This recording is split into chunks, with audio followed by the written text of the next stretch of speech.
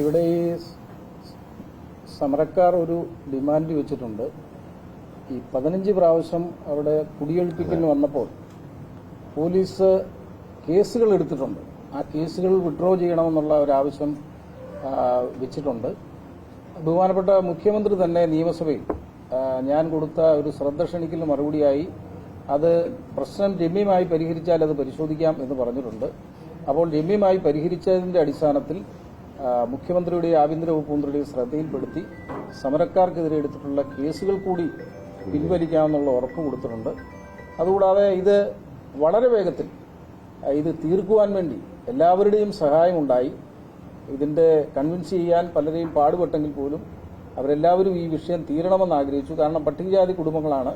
അവരെ വീണ്ടും കണ്ണീരിലാഴ്ത്താനും അവരെ ബുദ്ധിമുട്ടിക്കാനും ഒരു കാരണവശാലും ആരും സമ്മതിച്ചില്ല. അതിന്റെ ഒരു ഒറ്റക്കെട്ടായ ഒരു തീരുമാനത്തിന്റെ അടിസ്ഥാനത്തിലാണ് ഇത്രയും വേഗത്തിൽ ഇത് പരിഹരിക്കാൻ കഴിഞ്ഞത്. എല്ലാവരോടും അതിനുള്ള നന്ദി ഈ അവസരത്തിൽ രേഖപ്പെടുത്തുകൂടി ചെയ്യാം.